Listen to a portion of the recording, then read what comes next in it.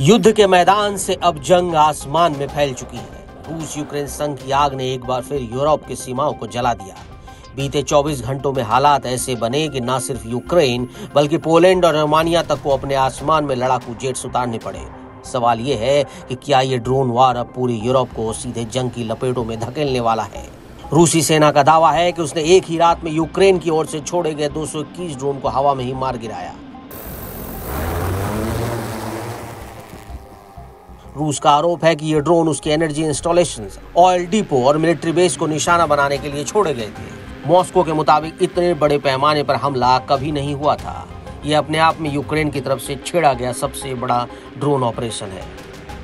इस तरह की उकसावे की कार्रवाई युद्ध को समाप्त करने और अंतर्राष्ट्रीय कानून के अनुसार शांति और स्थिरता बहाल करने के अंतर्राष्ट्रीय समुदाय के सामूहिक प्रयासों का सम्मान नहीं किया जा रहा। हम इस मौके पर रूसी संघ से यूक्रेन के विरुद्ध अपने आक्रामक युद्ध को तुरंत बंद करने की अपील करते हैं।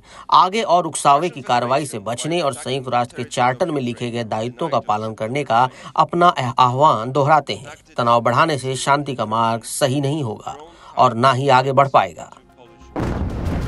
लेकिन कहानी यही खत्म नहीं होती। इन ड्रोन हमलों की गूंज पड़ोसी देशों तक सुनाई दी। पोलैंड ने हवाई खतरे को देखते हुए तुरंत लुब्लिन एयरपोर्ट बंद कर दिया। आसमान में किसी भी घुसपैठ से निपटने के लिए फाइटर जेट्स को अलर्ट मोड पर रखा गया।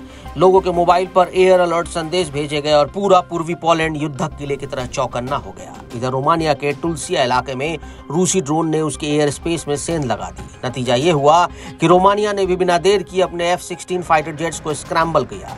भले ही ड्रोन ने आबादी वाले इलाकों को नहीं छुआ, लेकिन उसका अंदर घुसना ही पूरे यूरोप को झकझोर कर देने वाला था। नेटो देश अब इस बात से डर रहे हैं कहीं ये ड्रोन हमले किसी बड़े संघर्ष का ट्रिगर न बन जाए।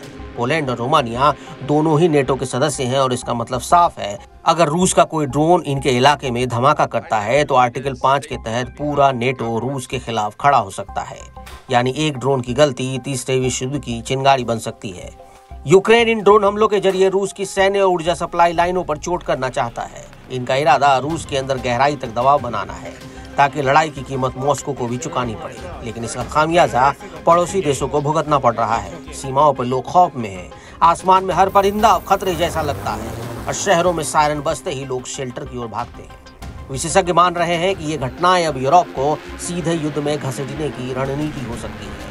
रूस लगातार यूक्रेनी ड्रोन हमले की शिकायत करता है और जब वही ड्रोन नेटो की सीमाओं में दाखिल होते हैं तो रूस ये कहने से नहीं चूकेगा कि वेस्ट खुद इस युद्ध का हिस्सा बन चुका है। मॉस्को पहले ही चेतावनी दे चुका है कि अगर उसके खिलाफ नेटो खुले तौर पर आया तो नतीजे भयानक होंगे। जबकि दूसरी तरफ अमेरिका और यूरोपीय देश यूक्रेन और आधुनिक ड्रोन और हथियार देने पर विचार कर रहे हैं। यानी आसमान में ड्रोन वॉर तेज होने वाला है और ये ड्रोन अब सिर्फ मशीन ही नहीं, ये पूरी कूटनीति और पूरी राजनीति और पूरे यूरोप के भविष्य को दिशा दे रहे हैं।